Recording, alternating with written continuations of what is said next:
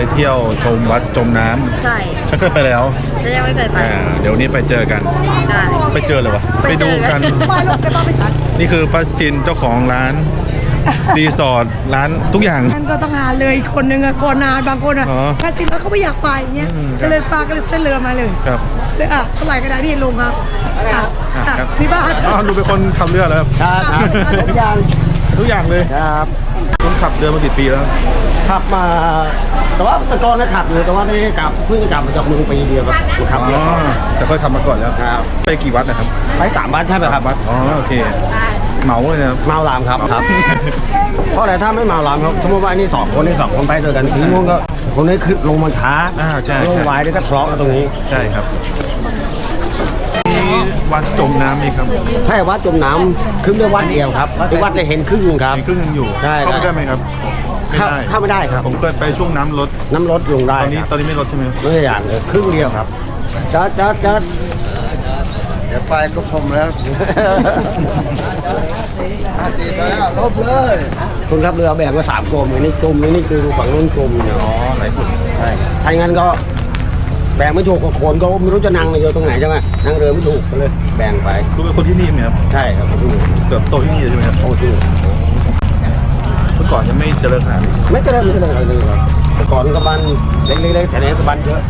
รีสอร์ทก็มันข้างอยู่ตอนหลังนี่ก็เขาเปิดเสรีให้ก็ตั้งรีสอร์ทได้ทุกอย่างเลยสวัสดีครับผมขัดด้วยยินดีครับพี่ยินดีครับ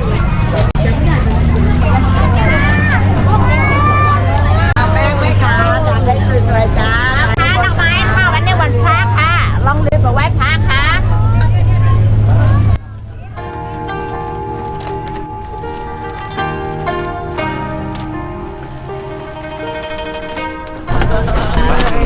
อ้าวแต่ว่าอะไร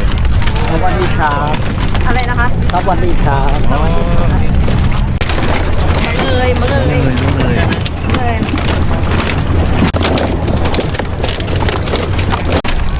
อย่างนี้นะครับครับนี่ขึ้นก่อนครับนี่ถ่ายรูปทางนี้ครับขึ้นเลยครับขึ้นได้เลยเหรอได้ครับได้เลยครับขึ้นได้เลยครับ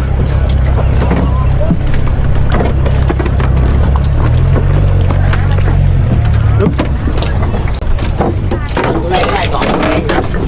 2 คนเองวันนี้เราเหมาขอให้นั่งกลางก็พอครับถ้าไม่นั่งกลางมันจะเอียงไปเอียงมาครับทำดีกว่าตอนนี้ครับไม่จำกัดเวลาไหมครับไม่จำกัดครับส่วนใหญ่ก็จะไปกันไปกลับกับ45 นาทีรวมต้องขึ้นวัดด้วยไปได้หน้าหนึ่งเพราะอะไรกลับมาจะมารับไม่เชื่อต่อครับบางทีนักเที่ยวรออยู่ที่บ้าน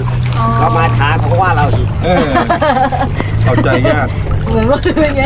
เข้าใจยากโอ้สวยเขาบอกว่าใจต่างแล้วทำไมช้าจังล่ะอ้าวเราก็ทางนี้ไม่กลับมันไม่ทานทำยังไง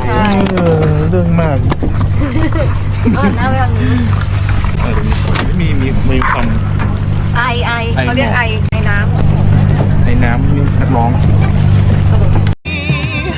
สุขให้ได้กับสิ่งเล็กๆรอบๆตัวเรา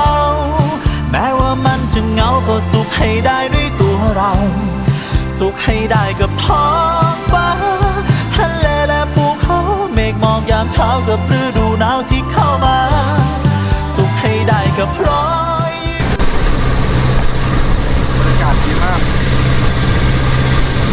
บอกเลยว่าถ้ามาปากคลองเข้ามานั่งเรือ